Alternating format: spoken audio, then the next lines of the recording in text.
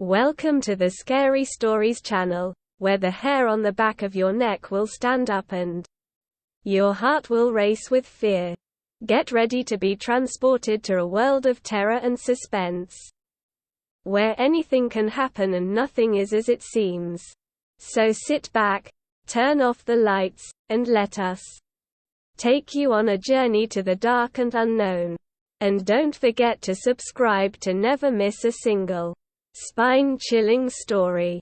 World's best school psychologist. When I was 12, I came to the conclusion that everyone in the world, including my own family, was against me. I was never a problem child, but my parents sure treated me like one. For example, I used to need to be home by 5 p.m. every day. This clearly restricted my amount of playtime outdoors. I wasn't allowed to have friends over to play at the house, nor was I allowed to go over anyone else's.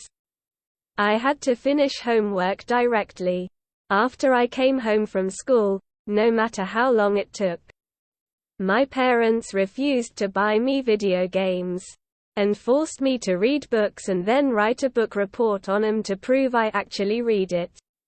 Now, even though those rules listed above were quite frustrating to me as a child, they aren't what upset me most. What really hurt me was the lack of compassion on behalf of my parents.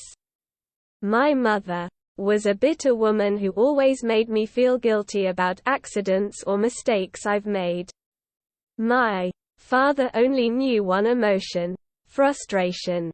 The only time he spoke to me was when he screamed at me for receiving poor test scores or beat me for misbehaving. But enough about them. Let's talk about my school's psychologist. For his own privacy, we will call him Dr. Tanner. Like most junior high schools, a psychologist is always available on campus during school hours to assist any students in need of counseling, whether it is emotional, academic, social, behavioral, etc. To be honest, I have never seen any students talking with Dr. Tanner. Every day, I would walk past his office on my way to the cafeteria and peek through his door's little window. He would always be alone in there, working on some paperwork. I guessed that most kids were too afraid to speak about their problems to an adult who was practically a stranger.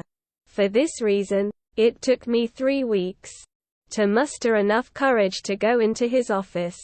March 2, 1993, was the day I decided to voice my troubles to Dr. Tanner.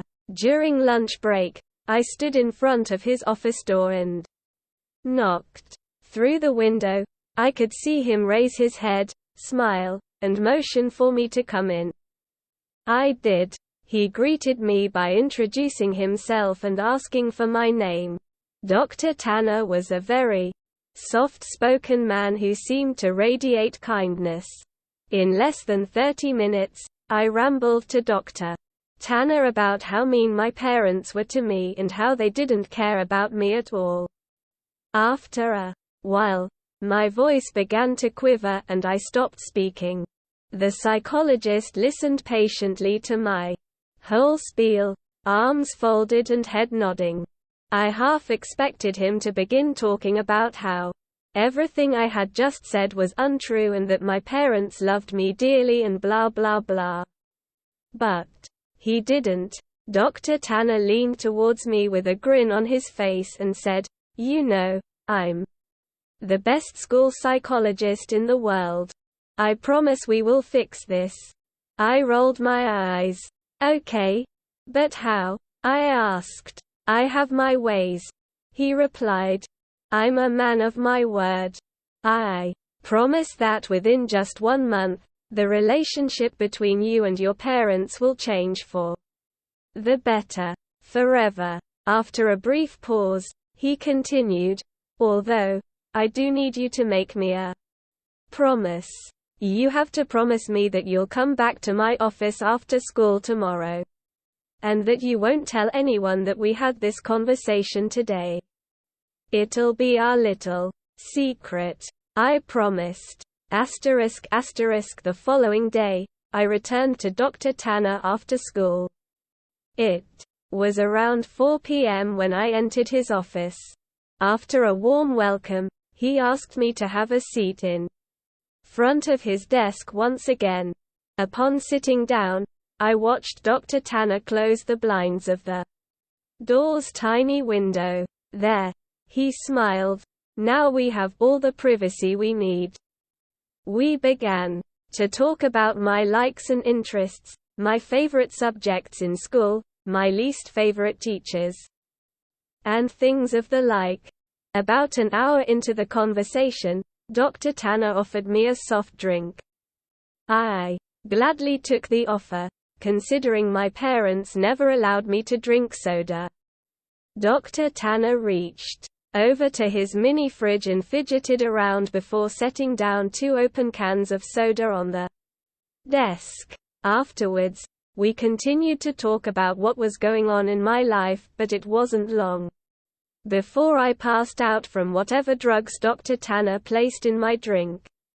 ****, it took me a minute or so to adjust my blurred vision upon waking. And when it did, I had no idea what to think.